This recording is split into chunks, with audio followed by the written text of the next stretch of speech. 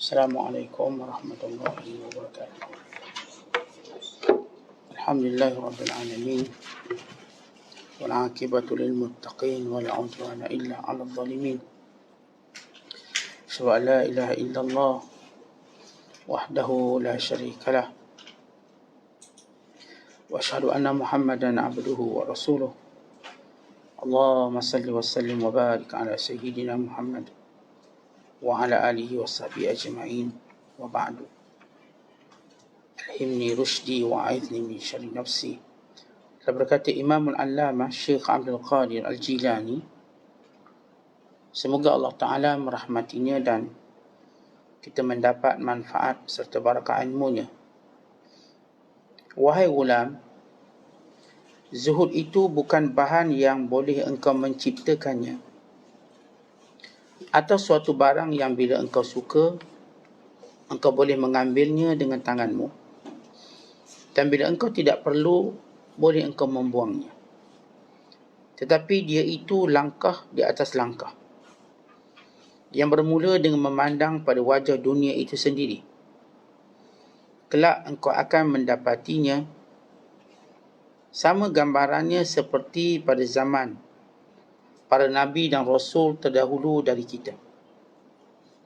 Begitu pula dunia itu sama juga pada zaman para wali dan abdal, yang tiada suatu zaman melainkan ada dunia itu pada mereka. Tetapi yang dimaksudkan dengan meninggalkan dunia itu ialah dengan menurut jejak langkah orang-orang yang terdahulu dari kita dalam kata bicara dan gerak laku mereka. Jika engkau mengikuti mereka, nescaya engkau akan dapat melihat apa yang mereka lihat.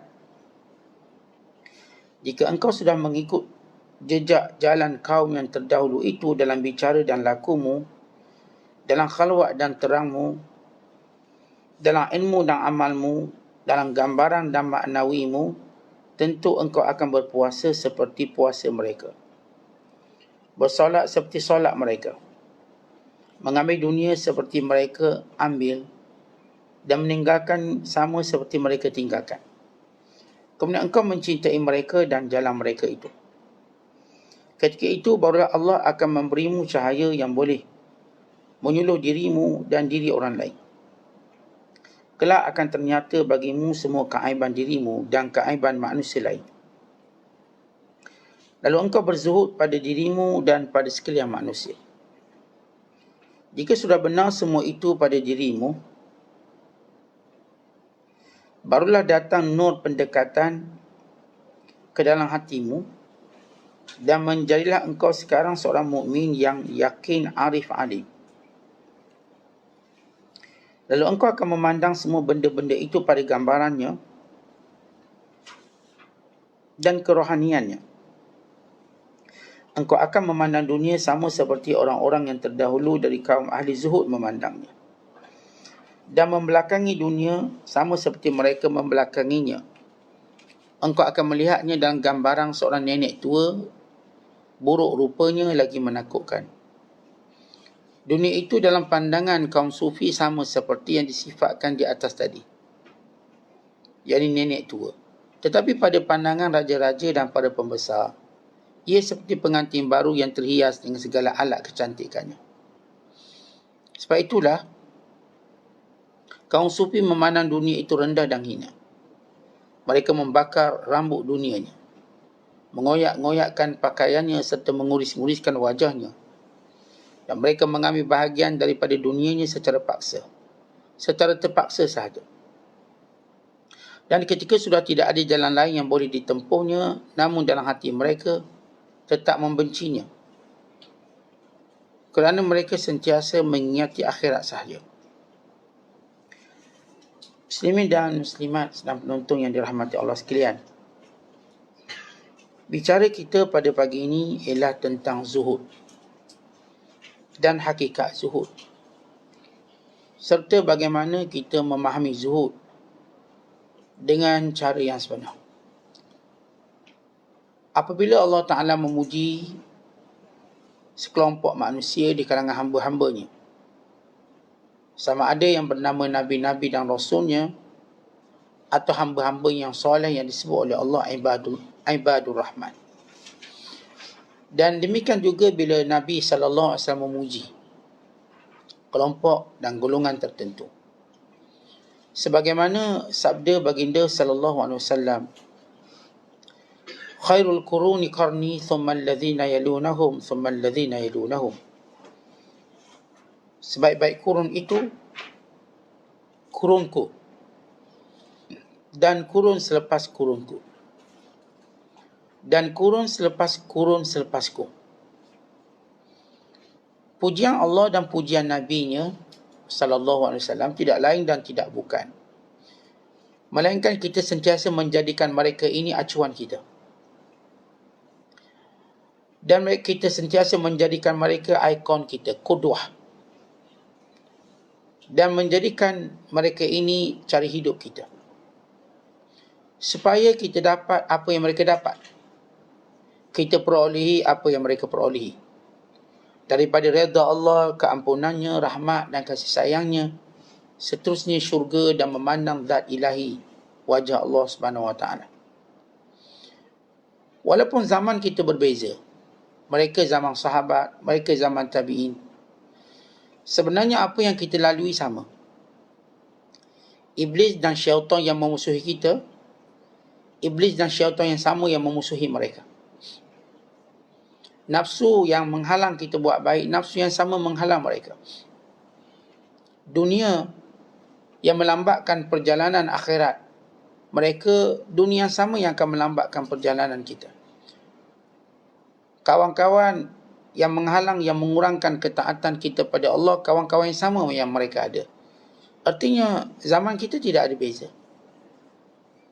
Bila zaman tidak ada beza, maka resepinya sama. Bila zaman tak ada beza, kekuatan yang kita cari ialah kekuatan yang pernah dimiliki oleh orang terdahulu daripada kita, yang berupa doa, yang berupa zikir, yang berupa melakukan ketaatan pada Allah, yang berupa meninggalkan larangan Allah. Ini 4 perkara yang mereka lakukan, sehingga mereka Allah redha dengan firman-Nya, radhiyallahu anhum wa radu'an, dzalika liman khasyya rabbah. Mereka diredai oleh Allah, dan mereka meredai Allah yang mencintainya, dan demikian balasan orang yang takut pada Tuhannya. Mereka tidak pernah lupa untuk berzikir, dan tidak juga berdoa, tidak lupa berdoa. Mereka sentiasa sibuk melakukan amal soleh, dan mereka meninggalkan larangan. Kalau 4 perkara ini yang dengannya mereka dimuliakan oleh Allah, lalu datang sifat utama mereka, yakni zuhud, maka perkara yang sama yang kita akan peroleh insya-Allah Ta'ala. Bila kita sebut Imam Asy-Syafi'i rahimahullah, Imam Asy-Syafi'i imam kepada 18 disiplin ilmu. Dalam 18 disiplin ilmu, Imam Syafi'i mengatasi orang lain. Salah satu daripada cabang ilmu Imam Asy-Syafi'i ialah dialah orang yang paling zuhud sekali. Kerana zuhud ini ialah akhlak Nabi SAW. Bukan akhlak semua para Nabi SAW. Dan akhlak sekalian para sahabat dan sekalian orang soleh. Oleh sebab itu, zuhud ini bukanlah perkara main-main yang kita nak ambil-ambil, nak tinggal-tinggal. Ia adalah sifat. Ia bukan barang yang rasa nak ambil-ambil, nak tinggal-tinggal. Ia satu anugerah Allah Subhanahu Wa Taala. Ia adalah satu hakikat yang Allah berikan kepada, walau zaman berbeza, kepada orang yang sama wataknya. Zaman berbeza, tapi watak-watak orang yang zuhud terus hadir di atas setiap kurun-kurun yang datang, atau kurun-kurun yang berlalu, kurun-kurun yang mendatang. Supaya kita mengetahui bahawa apa yang dilakukan oleh baginda sallallahu alaihi wasallam itu juga akan berlaku pada zaman ini. Lalu mereka mencontohi Rasulullah dari sudut jejak langkah, tutur bual mereka, kata-kata mereka, cara memandang mereka, semuanya sama sebagaimana yang dilihat oleh Nabi SAW. Baik, kalau kita lihat bagaimana Rasulullah sallallahu alaihi wasallam mengajar penghentian zuhud. Bila baginda menyatakan Allahumma la aisha illa aishul akhirah. Ya Allah, kehidupan sebenar itu kehidupan akhirat. Ini asal sesuatu yang kita namakan zuhud. Bila seorang meyakini bahawa dia ada satu lagi kehidupan yang sempurna, maka bermulalah perjalanan zuhud dia. Orang yang tak percaya akhirat dan tak percaya kepada perjalanan akhirat dan negeri akhirat, maka tidak akan ada dalam dirinya zuhud, tidak akan ada. Tidak akan ada gambaran zuhud sebenar. Baik, destinasi kita ataupun permulaan langkah kita. Bila Syekh Abdul Qadir menyebut, zuhud inilah langkah demi langkah. Langkah pertama, kita melihat akhirat. Kita melihat akhirat. Apa dia? Negeri abadi. Tempat kekal kita, tempat pulang kita ke sana. Tempat akan ditimbang amalan kita, apa yang kita lakukan di dunia. Maka memandang akhirat menjadikan seorang itu memulakan langkah zuhudnya. Yang kedua ialah mengenali dunia. Kenal dunia ni apa ni? Tetapi bila kita kenal sesuatu yang sempurna, kita juga akan kenal sesuatu yang ada cacat celah. Tuan-tuan kenal kereta yang paling canggih, automatik tuan-tuan juga akan kenal kereta yang paling teruk. Bila kita kenal orang yang hebat, bila kenal sesuatu yang hebat, maka kita juga mengenali sesuatu yang tak hebat. Yang paling hebat akhirat. Ya, hebat akhirat. Apa tidaknya? Kerana ia satu alam yang luas. Lebih luas daripada alam dunia ini. Bukan berkali ganda. Bukan beribu kali ganda. Bukan berjuta kali ganda. Berganda-ganda tidak ada nilainya. Tak boleh letak angkanya. Even nak tak juta kali ganda pun tak boleh. Masih hebat. Ya, alam akhirat. Ya, kalau seorang yang paling teruk, ya Allah rahmati dia, dia dapat 10 kali ganda dunia. Daripada nikmat orang paling kaya di dunia. Bayangkan. Seorang yang takut pada Allah, kata Allah, waliman khafa maqama rabbih jannatan. Bagi orang yang takut pada Allah, baginya 2 syurga. Yang setiap syurga itu seluas langit dan bumi. Kalau seorang dapat seluas langit dan bumi, kalau kita letaklah manusia ni 10 bilion lah. So mana alam akhirat? Seorang dah dapat 2. Kalau kita katakan yang akan masuk syurga, nanti kita letaklah 5 bilion masuk syurga. Contoh. Itu belum cerita neraka pula yang luas. Maka kesemua itu menjadikan kita kenal akhirat. Adapun dunia, kita mau kenal dunia ni apa? Dunia tempat orang meninggal. Dunia ni tempat orang bimbang. Dunia ni tempat orang menangis. Dunia ni tempat orang marah. Dunia ni tempat orang wasangka buruk. Dunia ni orang baik pun dihina. Orang baik, orang soleh juga dihina. Dunia ini berlaku kematian. Dunia ini berlaku perpisahan. Dunia ini berlaku malapetaka dan musibah. Dunia ini memenatkan, menakutkan, menggerungkan, membimbangkan. Itu belum cerita tentang keburukan sebenar. Ada seorang ulama, ini yang disebut oleh Syekh Abdul Qadir dalam gambaran ringkasnya. Ulama tersebut bernama Ala bin Ziyad radhiyallahu ta'ala anhu. Seorang tabi'in yang meninggal tahun 78 Hijriah. Di mana Syekh Abdul Qadir ambil sikit dia punya cerita dia. Kita nak cerita panjang sikit supaya kita faham apa yang disebut oleh Syekh Abdul Qadir. Kata Ala bin Ziyad radhiyallahu ta'ala anhu, saya satu malam saya bermimpi. Saya bermimpi melihat ada seseorang yang diikuti oleh ramai orang. Maka saya turut mengikutinya. Bila saya ikut, saya pun nak potong. Nak tengok apa dia ni. Sebab semua orang tengok daripada belakang. Belakang gambaran wanita yang cantik. Tiba-tiba bila saya tengok, seorang perempuan tua. Hatma tak ada gigi. Perempuan tu dah tua, tak ada gigi. Aurat tempang pula. tempang. Padanya segala perhiasan. Alaiha min kulli haliyatin wa zinatin. Dia pakai perhiasan lawa dengan pakaiannya sehingga tak nampak tempang dia. Sebab semua orang tengok dari belakang lawa. Pakaian dia, rambutnya lawa. Maka alat ni dia pun potong depan, tengok depan. Dia tengok depan, ya Allah, perempuan tua dah. Gigi pula tak ada. Kemudian tempang. Tuan-tuan sekalian, kalau kita buat gambaran mudah. Depan kita, kalau kita orang lelaki lah. Ni seorang perempuan wuduh sangat-sangat. Ni perempuan lawa. Kita ingat yang mana? Yang lawa. Kita nak pun yang lawa. Kalau kita bayang, rasa cinta seronok. Kau tengok yang tak lawa ni, Allah, rasa nak mati. Orang lelaki, orang perempuan pula, kalau ada seorang lelaki yang hisap, satu lagi lelaki buruk. Gigi tak ada, dengan segala keburukan wajah dan sebagainya. Yang seorang lain, Masya Allah, sempurna, baik. Kita teringat yang mana? Kita nak yang mana? Jadi pasti kita akan kenang yang baik-baik. Kata Allah, aku tengok buruknya, lalu aku berdoa kepada Allah. As'alullah an yubghidaki ilayya. Aku mohon pada Allah supaya Allah menjadikan kamu paling dibenci oleh aku. Sebab yang lain semua ngikut belakang. Lalu kata wanita ini, qalat na'am, ya, boleh. Boleh saja aku ini dibenci oleh kamu dengan syarat. In abghadta darahim.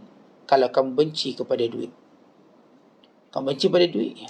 Kalau kamu sayang duit, tak boleh. Kalau kamu benci kepada duit. Apa maksud benci pada duit? Kalau kamu merasa seronok melepaskannya, berbanding seronok menyimpangnya, maka kamu akan terlepas daripada gangguanku. Jadi kalau seorang, dia ada duit, dia suka derma, dia suka infak, maka dia terselamat. Terselamatnya mengikut kadar banyak mana disanggup derma. Sebab kata Nabi SAW, bandingan derma bagi orang beriman itu bagaikan seorang yang memakai jubah besi. Setiap kali dia derma, maka baju itu menjadi makin longgar, sehingga dia terlepas daripada badannya. Dan setiap kali dia kedekut, dia makin ketat, sehingga menutup lehernya, dia tak boleh bernafas. Dia tak boleh nafas. Akhirnya dia pun mati. Kerana itu para ulama, ketika mana menyebut tentang hakikat zuhud ini, mereka berkata, Az-zuhdu yurisus sakha bil milki. Zuhud mendorong seorang itu pemurah dengan apa yang dimiliki. Jadi situ kita dah tahu. Kita akan tahu seorang itu zuhud bila dia pemurah dengan apa yang dimiliki. Dia ada kenderaan, tak ada masalah. Nak pinjam ke, awak nak guna, ambil lah. Dia okey. Dia ada duit, dia boleh beri pada orang, tak ada masalah. Dia bukan satu benda yang orang kata menyukar dan menyusahkan. Ada je lebihan, dia tak ada masalah apa. Dan dia tak terkejar-kejar dengan benda yang haram. Tidak juga sedih bila benda hilang. Tidak terdesak mendapat dunia sehingga meninggalkan perintah, apatah lagi melakukan larangan. Maka orang ini ada watak-watak zuhud. Sebab itu bila kita cerita tentang ahli zuhud melihat dunia, perempuan tua, perempuan yang cuma cantik luarannya, gambarannya menakutkan, hakikat menakutkan, lalu kita berhati-hati. Tapi orang-orang yang lalai, mereka melihat dunia bagaikan pengantin baru. Oh, seronok pengantin baru. Akhirnya mereka terpedaya dan dibunuh. Dibunuh oleh dunia. Menyesal akhirat kelak. Maka ini apa yang disebut oleh Syekh Abdul Qadir, bagaimana seorang tadi perlu memahami zuhud dengan makna sebenar, supaya dia dapat melakukan ibadat macam sahabat buat. Akhirnya puasa dia macam puasa sahabat. Zakat dia macam zakat para sahabat. Haji dia macam haji sahabat. Yang ini para sahabat, para salafus soleh. Sebab mereka pertama-tama ada zuhud. Karena itu para ulama menyatakan bahawa zuhud itu bila mereka kategorikan kepada tiga. Ini tiga peringkat maratib zuhud. Yang pertama, zuhud orang awam. Orang mukmin meninggalkan apa sahaja yang haram. Tarkul haram. Kalau kita, tuan-tuan, berjaya tinggal yang haram, kita zuhud. Rasuah kita tinggal, yang menipu kita tinggal, kerana haram. Benda-benda yang syubhah kita tinggal. Walaupun ni menjana income besar. Ada seorang hamba Allah, dia punya sebulanan dia 60,000. Gaji dia 60,000. Saya pergi ke rumah dia. Tapi bila dia tahu muamalah yang dia buat itu haram, ada sumber riba, ditinggalkan. Ditinggalkan. Dia tak nak terlibat. Walau dia dapat sebulan 60,000. Dia tunjuk ni, bil. Ni Ustaz saya dapat bulan-bulan. Saya tengok, oh banyak 60,000. Dan 60,000 sebulan ni bukan sikit. Banyak sebulan. Dia dapat baca ni kalau setahun 720,000.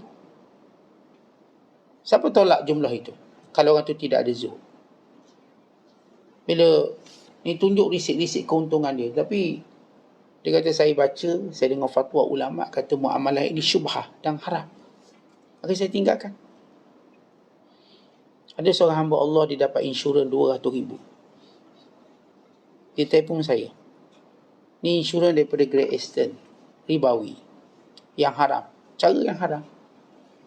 Dia ambil. Maka dia tanya apa hukum? Saya kata haram, tak boleh ambil. Insurans yang haram, maka tak boleh ambil. Tuan dia terus duit tadi didermakan semua. Walau dia juga memerlukan. Bukan tak nak 200,000, tuan-tuan. Ada setengah orang kelak mata. Agama dah sangkut tepi. Tapi ini orang-orang yang kita kenali zuhud. Yang sanggup tinggalkan yang haram walaupun ada keuntungan. Bukan sikit. Yang sanggup tinggalkan mungkin juta, projek juta-juta. Kenapa? Adanya syubhah di sini. Saya tak nak ni ada syubhah ni. Ni ada rasuah, tak apalah, saya tak nak. Bagi orang lain pun tak apa, saya tak nak. Saya takut. Ini antara zuhud orang awam. Ini dah hebat. Tentu orang dapat benda ni pun dah hebat di sisi Allah Ta'ala. Yang kedua, dipanggil zuhud orang khawas. Ini orang yang atas sikit. Khawas. Iaitu mereka meninggalkan apa sahaja yang menjadi lebihan yang halal. Yang halal yang lebih itu mereka tinggalkan. Supaya masa-masa mereka bersama dengan Allah banyak. Ini halal tapi saya tak naklah sebab masa saya dengan Allah. Saya perlu ambil kira juga. Masa saya dengan keluarga saya kena ambil kira juga. Itulah kalau nak kerja, kalau boleh nak kerja macam 7-Eleven, 24 jam. Tapi kita kan ada isteri, ada anak.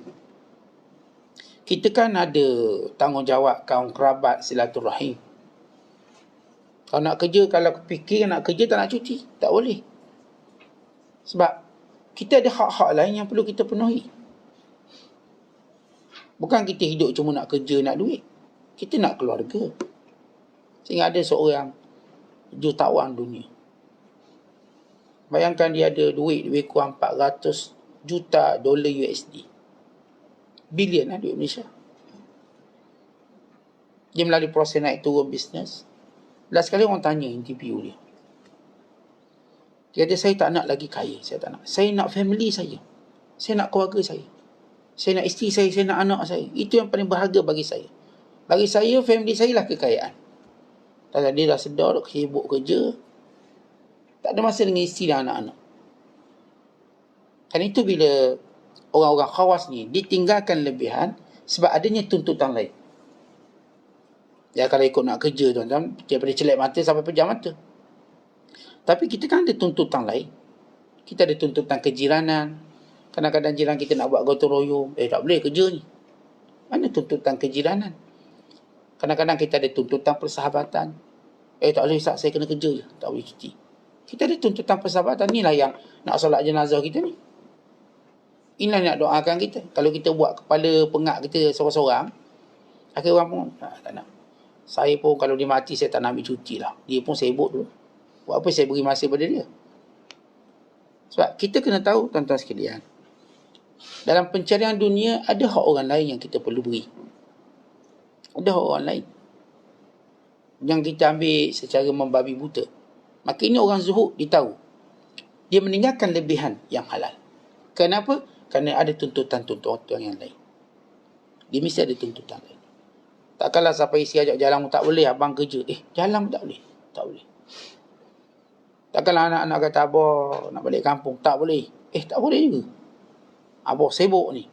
Tentang ini benda-benda yang merosakkan kita sendiri. Sebab kita hidup, saya katakan tuntutan kita ini bukan satu.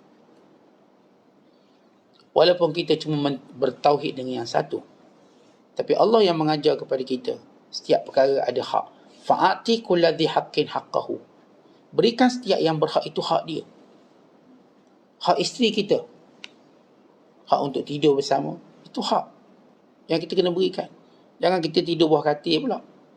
Itu hak untuk dia rasa aman, dia rasa tenang, dia tahu dia ada suami.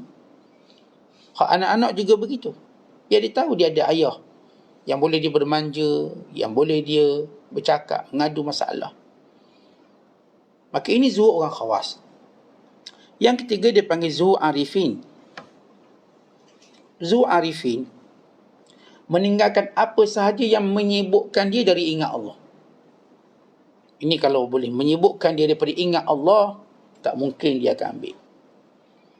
Sebab tu dia dalam jadual dia dengan orang, jadual dia dengan ibadat dia dengan Allah. Awak nak jumpa saya lepas solat zuhur, boleh? Lepas solat asar, lepas solat duha, lepas kuliah.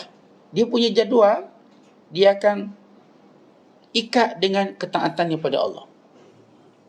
Maka jangan awak kacau waktu saya nak buat benda akhirat. Ajak saya minum masa saya kuliah, saya tak nak. Ini masih saya ingat Allah. Awak ajak saya masa zuhur, masa asar, saya tak nak. Ini masih ingat Allah. Jadi orang-orang arifin, dia akan meninggalkan apa sahaja melalaikan dia dari Allah. Sama ada yang wajibnya atau yang sunat dia. Hatta kalangan mereka, ada seorang ulama, dia ni rajin membaca, rajin menulis, rajin ibadat, sibuk. Maka seorang berjanji untuk jumpa dengan dia dengan satu waktu. Boleh tak saya jumpa tuan guru? Dia pun disebutlah waktu dia. Pukul 8. Tiba-tiba orang ni datang lewat. Datang lewat rumah dia. Maka dia kata, waktu kamu sudah habis. Sekarang waktu aku. Dan setiap detik-detik waktu itu ada urusannya. Maka dia pun tak nak jumpa. Kenapa? Kerana waktu yang kamu sebut tadi dah habis. Aku tunggu. Ada satu cerita menarik. Seorang ulama Mesir namanya Abbas Aqad. Abbas Aqad seorang penulis yang hebat. Walaupun dia adalah kontroversi dia, kerana setiap ulama dia mesti ada kontroversi dia. Itu biasa. Bukan luar biasa. Bila saya baca kisah Abbas Aqad, kebetulan saya duduk di jalan Abbas Aqad. Masa saya belajar kat Mesir, rumah saya itu nama jalan dia Syariq Abbas Aqad. Duduk di situ rumah saya, dekat rel kereta api. Saya pun baca tentang beliau, kerana beliau antara pengarang yang hebat. Ada seorang wartawan nak temu bual beliau. Nak temu bual. Dia kata saya akan datang pukul 9 pagi. Okey, saya tunggu kata Abbas Aqad. Maka dia tunggu. Wartawan datang lebih kurang lewatlah pukul 10, 11. Maka dia pun sambut sebagai tetamu, dia bagi makan sekian-sekian. Lalu kata wartawan, saya nak interview awak. Kata Abbas Aqad, waktu interview dah habis. Saya sekarang menyambut awak sebagai tetamu, bukan sebagai orang yang akan interview saya. Sebab awak sini menyalahi waktu awak. Dia punya disiplin waktu, dia tak nak interview. Saya cuma sambut awak sebagai tetamu kerana awak datang. Bagi tuntutan orang beriman, sambut tetamu. Tapi untuk interview tak, itu dah habis masa. Ya, wartawan tu dapat satu ilmu yang agak keras untuk dia belajar. Ya, waktu. Dan kita, bila orang tidak tahu nilai waktu, kita tahu dia bukanlah ahli ibadat. Dia merupakan ahli lara. Dia lara. Kerana setiap ahli ibadat, dia begitu pancur. Cukup Allah ajar dia. Inna salata kanat 'alal mu'minina kitaban mawquta. Sembahyang itu telah ditetapkan waktunya di sisi Allah. Sebab itu kita diajar masuk je waktu azan. Boleh tak kita nak azan lewat sikit? Tak boleh. Masuk azan. Umat Islam lah umat yang paling diajar pancur. Masuk bulan Ramadan puasa. Ni satu Ramadan. Saya nak puasa 3 Ramadan boleh? Tak boleh, mula awal Ramadan. Kalau buat 3, dosa besar. Masuk saja waktu haji, pergi haji. Saya nak buat haji sekarang boleh? Sekarang tak boleh lah, bukan waktu dia. Waktunya bermula daripada Syawal. Okey, pergi haji. Syawal sampailah Zulqa'dah, Zulhijjah, sehingga 10 Zulhijjah. Ini waktu kita boleh niat haji. Dalam semua ibadat Islam ni, dia ada waktu untuk ajar kita pancur, ketepatan. Maka zuhud orang arif ini, apa saya menyibukkan dia daripada ingat Allah, dia akan tolak. Maka ini bagaimana cara mereka memandang zuhud. Bila Syam Al-Qadir menyebut, seorang itu tidak akan benar zuhudnya melainkan dia melihat dunia dengan pandangan zawal, dunia akan binasa.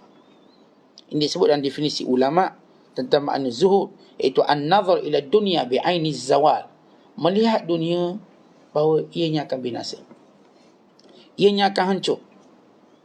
Bahkan bila kita menyebut tentang hakikat zuhud yang dilakukan oleh para sahabat dulu, apakah sahabat dulu tak kaya? Kaya.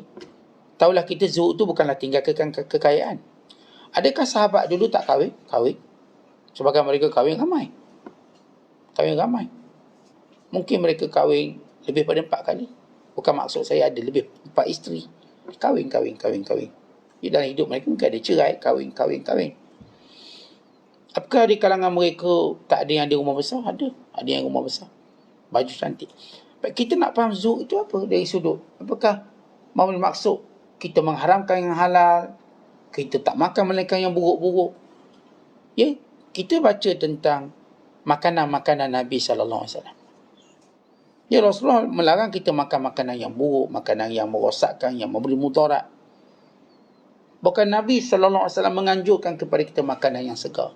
Sehingga Nabi menceritakan, mengajar kepada kita hukum sembelihan. Bila sebut sembelihan, berarti daging yang segar. Dia ajar cara menyembelih. Ada syariat korban, syariat akikah, yang menunjukkan ia daging yang segar. Dia bahagikan daging-daging segar, dia bahagikan akikah, daging yang sudah dimasak, yang segar. Tak boleh kita beli daging import, kita buat akikah. Dia mesti satu kambing yang segar, yang cukup syarat-syaratnya. Bila kita baca syarat binatang korban, syarat binatang akikah, ia sempurna. Umurnya tak boleh ada cacat celah, ada kurap pun tak boleh. Maksudnya memang standard tu standard tinggi. Tak boleh kurus sangat, tak boleh tempang. Kalau kambing tu tempang, tak boleh buat korban dan tak boleh buat akikah, kerana tak sempurna syarat dia.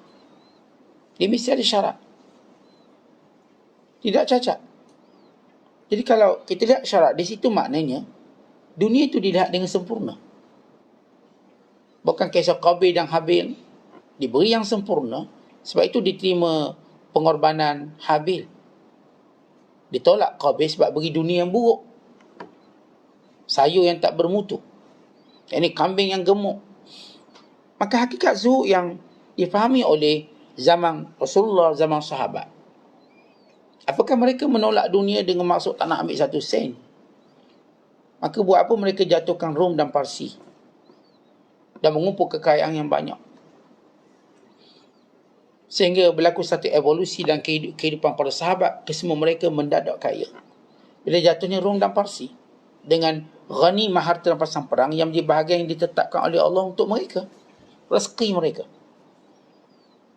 Sebab itu kata Rabi'ah, hakikat zuhud yang memang dilalui oleh para sahabat, dilalui oleh generasi yang sebelum kita, ialah mereka ini jam'u asya' bihaqqiha wa wad'uha fi haqqiha. Mereka kumpul dunia itu daripada sumber yang betul dan mereka letak kembali pada sumber, pada tempat yang betul. Maka ini hakikat zuhud mereka. Mereka ambil ini daripada benda, daripada sumber yang betul. Tak ada yang haram, tak ada syubhah, bukan hak orang punya. Memang yang betul. Yang berniaga lah. Yang dapat rampasan perang lah. Asalkan peroleh yang tadi halal. Yang dapat pusaka lah. Lalu selepas itu mereka letakkannya pula pada hak dia. Ambil daripada sumber yang baik dan letak pada tempat yang diperintahkan. Maka inilah dia zuhud mereka. Sebab itu para sahabat yang kaya raya, yang kita katakan bila dia meninggal, kekayaan luar biasa, seperti Abdurrahman bin Auf, seperti Zubair bin Awam, yang tinggalkan kekayaan banyak. Ya, ada sahabat yang tidak meninggalkan apa-apa harta. Tapi mereka tidak saling mencela antara satu sama lain. Sebab mereka faham hakikat zuhud. Yang tidak punya harta tidak pernah menyusahkan orang. Tidak pernah menjadi beban kepada orang lain. Yang kaya pula tidak pernah kedekut. Sentiasa pemurah dan sentiasa ingin berkongsi. Sahabat yang bernama Sa'ad bin Ubadah, radhiyallahu ta'ala anhu, sahabat kaya, kalangan Ansar. Kaya. Namun dia tidak akan makan sendirian. Dia buat makanan untuk 80 orang, 90 orang, dia akan panggil orang miskin dan makan bersama dia. Maka orang miskin akan makan apa yang dia makan. Kalau dia makan lobster, orang miskin pun makan lobster. Kalau dia makan yang sedap, sama. Dia tak ada beza. Dia bukan, okey, saya makan ini, awak makan ini je.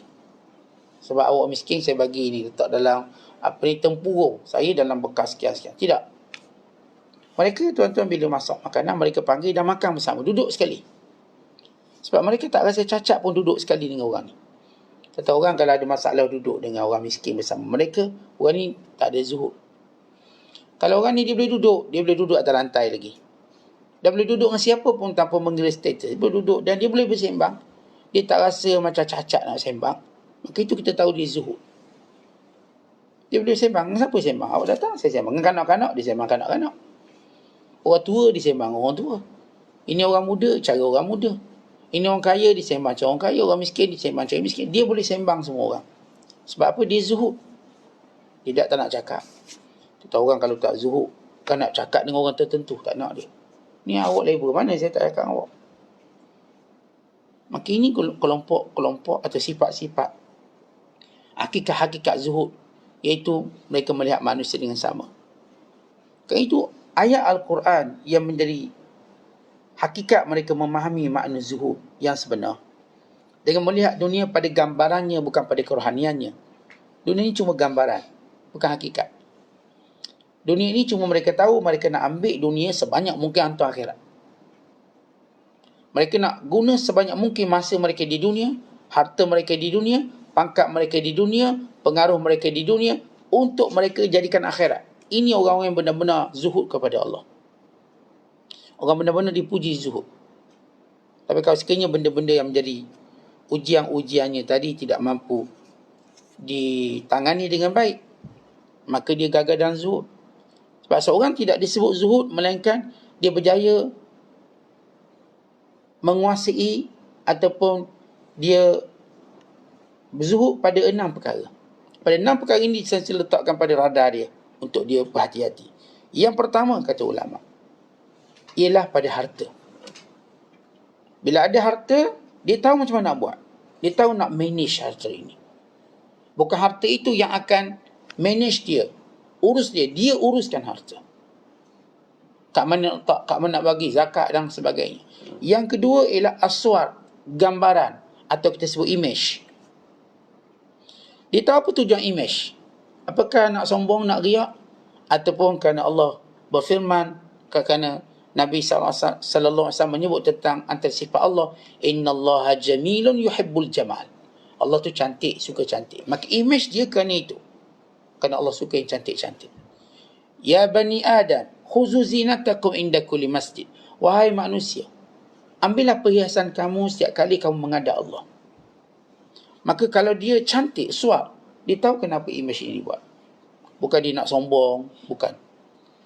Nabi SAW memakai pakaian yang dilihat oleh sahabat lebih cantik daripada bulan purnama. Bahkan Rasulullah SAW menyuruh pada sahabat pakai baju baru, khususnya pada hari perayaan. Rasulullah bertanya kepada Umar Al-Khattab, aghasilun am jadid? Wahai Umar, pakaian kamu ni basuh ke baru? Lalu kata Umar, basuh, tak ada yang baru. Nabi kata pakai yang baru. Disunatkan kita, tuan-tuan, hari raya khususnya, ialah memakai pakaian baru. Pakaian tak pernah kita pakai. Sama ada kita memang baru beli atau dah beli lama, Ustaz. Tapi dah 2 tahun PKP memang saya tak pakai baju tak raya misalnya. Ni baju yang kalau dipakai orang kata saya tak pernah tengok baju ni. Itu baju baru. Kalau saya tiap-tiap hari saya tengok pakai baju ni, maknanya bukan baru. Boleh sebut baru, baik kita tengok isteri kita tengok kita, ni baju baru. Tuan-tuan, semangat baju baru ni dia membina motivasi kita. Sesuai dengan semangat hari raya itu sendiri. Kita pun jadi seronok nak jumpa orang sebab pakaian baru. Seronok. Sebab tu dalam rawatan psikologi kita, kalau orang dia ni payah nak jumpa orang, tak semangat nak jumpa orang, untuk kita bina ukhuwah, untuk kita bina silaturahim, antara caranya beri dia baju baru. Dia pun suka nak jumpa orang. Kadang-kadang anak-anak kita nak jalan payah ni, bini kita nak jalan payah, ayah ajak paksa ni nak jalan ni, macam mana nak suruh bagi dia baju baru? Oh, suka dia, terus dia nak berjalan. Kalau boleh tak naik kereta, bang, kita jalan dia, terus jalan. Mau ni 100 km tak apalah jalan ni, baju baru punya semangat. Anak-anak kita pakai baju baru, dia pun semangat. Kita pun, tuan-tuan nak keluar, tuan-tuan pakai baju baru, dia punya semangat lain. Tapi kita tahu image itu untuk apa? Kalau saya ada image saya keluar dengan image, saya tahu sebab apa? Kerana perintah Allah, ataupun kerana orang tu nak sombong. Ini bahaya dah kalau keluar sombong, riaan. Kalau dia sekadar gembira dengan image yang cantik, dia suka. Dan dia suka puji cantik dengan bukan niat untuk riak. Biasa, puji memuji ni benda biasa. Lawa baju cantik, dia pun senyum je lah. Alhamdulillah, duit lebih. Duit saya lebih, saya pun dapat beli. Dia tak adalah riak dia, baju awak tak lawa, baju saya lawa. Kalau dia menghina baru tak boleh. Seorang gembira dengan pakaian dia, kalau orang puji pakaian dia, digembira, itu tak ada masalah apa-apa. Itu fitrah. Kalau orang puji kita jam, lawa jam baru, kita bersenyum, sukalah kita. Esok pakai lagi, biar orang tanya lagi, jam baru ke? Dah lama-lama orang tak pakai jam pun, lama dah jam ni awak pakai, tak tukar jam baru. Ini suar kita panggil. Yang ketiga, ialah riasah, iaitu jawatan. Dia bila dapat jawatan, dia tahu manage jawatan. Kita tahu dia orang suruh. Ini baru jadi ketua kampung, tak kenal kita dah. Ketua kampung. Baru jadi pembantu ketua kampung. Wah, dia punya sibuk lain macam. Mesej tak balas lah. Tetapi bila orang ni kita nak tahu dia bertanggungjawab dengan kepimpinan dia, makin ditinggi jawatannya, makin dia mampu jumpa semua orang. Ini aneh. Jawatan dia tinggi, dia dah tak boleh jumpa orang. Sedangkan jawatan dia tu untuk uruskan orang. Kita kalau sebut pemimpin-pemimpin politik ni, tuan-tuan, jawatan dia tu dilantik oleh orang untuk dia kembali jumpa orang. Yang anehnya, sebelum dapat jawatan, dia boleh jumpa semua orang. Dia pesanan semua, kedai kopi, lorong-lorong, celot semua. Yang duduk dalam lubang tanah pun dia ulur tangan juga salam. Tapi dia naik YB, dia tak jumpa orang. Dia tak jumpa, kita pun tak jumpa dia. Kenapa sampai sibuk macam tu? Kita dah tahu dia telah ditawan oleh jawatan. Sebab tu kalau kita baca kisah, baik Rasulullah SAW yang mendapat jawatan, yang Allah beri jawatan, baik awak, Umar dan semua mereka boleh bertemu dengan orang Islam 5 kali sehari. Sebab mereka menjadi imam solat 5 kali sehari. Siapa pun nak jumpa mereka, silakan ke masjid, mereka jumpa. Ni kita tak tahu kita nak jumpa kat mana. Pejabat dia pun kita tak jumpa. Habis kat mana boleh jumpa dia? Tak tahu nak jumpa kat mana. Kat pejabat tempat dia kerja tak jumpa. Kat rumah dia pun kita tak boleh jumpa. Kat mana kita nak jumpa ni? Kat masjid jangan harap lagi. Lagi tak boleh jumpa. Kat mana kita nak jumpa ni? Kita pun tak tahu nak jumpa kat mana. Dan kita dah tahu orang ni memang dia telah terperangkat dengan jawatan. Kita kenal orang yang zuhud. Bila dapat jawatan, maka dia akan bertemu dengan seramai mungkin orang. Sebab Allah dah mudahkan dia, kereta dia orang driver. Semua orang susung, lagilah mudah dia nak jumpa orang. Semua di kemudahan dia ada. Tak ada masalah apa-apa pun. Kalau kita sekarang macam ada masalah. Ni dah bagi pembantu rumah 2 orang. Rumah besar ni. Kemudahan-kemudahan orang ada kuasa. Tapi sayang dia tak gunakan benda itu untuk dia bertemu dengan orang bawahan dia. Dan yang keempat, kata ulama, ialah manusia. Bila dia ada, kita sebut followers ke, dia ada kawan-kawan ke, dia ada kelab, dia tahu nak manage semua ni. Manusia-manusia yang bersama dengan dia, dia tahu. Jangan sampai manusia ini puji membunuh dia. Jangan sampai manusia ini mudah-mudah boleh mengampu dia, lalu dia tertipu. Dia tahu masa dengan manusia banyak mana, nak cakap dengan mereka apa dia, amal ma'rufnya bagaimana. Dan yang kelima, dirinya sendiri. Datang wujud, datang sombong, datang riak, dia tahu nak lawan. Maka ini orang zuhud.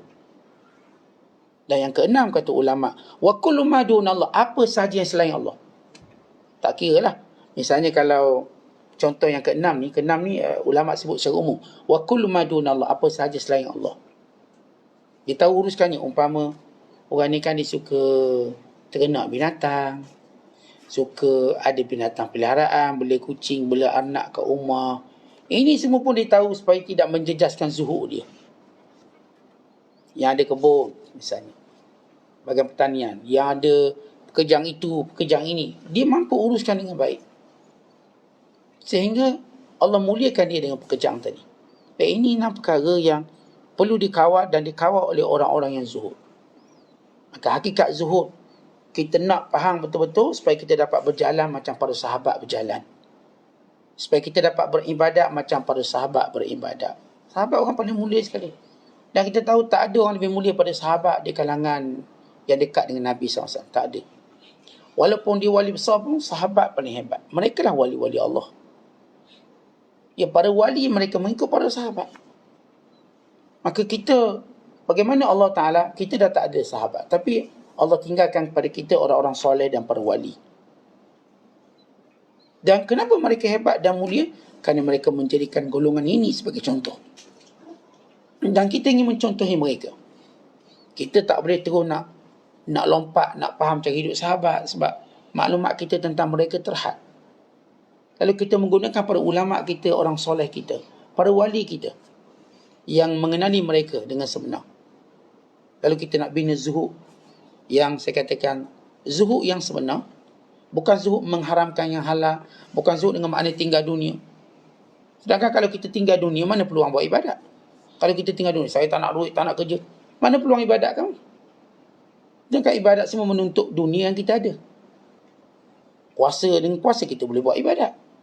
Dengan harta kita boleh buat ibadat. Dengan kerana pengaruh kita boleh buat ibadat. Tapi kalau kita tak nak belaka, saya nak duduk anggur, maknanya kamu dah tutup semua pintu ibadat. Kita nak ambil dunia, tapi dunia ini membuka pintu akhirat kita. Kita bukan nak dunia untuk tutup pintu akhirat. Ada orang ambil dunia untuk tutup pintu akhirat, rugi. Kita nak ambil dunia untuk buka pintu akhirat. Lalu kita memasukkannya semua pada alam akhirat. Lalu untung orang ni. Zahaba ahlud duthur bil ujur. Orang kaya membawa pahala yang banyak.